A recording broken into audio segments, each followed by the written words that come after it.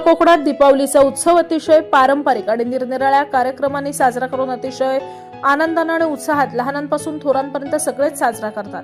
दीपावलीच्या 5 दिवसांमध्ये खास करून दीपावलीचा पहिला दिवस आणि लक्ष्मीपूजनाच्या दिवशी निरनिराळ्या ठिकाणी निरनिराळ्या कार्यक्रमांचं आयोजन करण्यात येतं। बऱ्याच मंदिरांमध्ये दीपोत्सवाचा कार्यक्रम उत्साहात पार पाडण्यात येतो।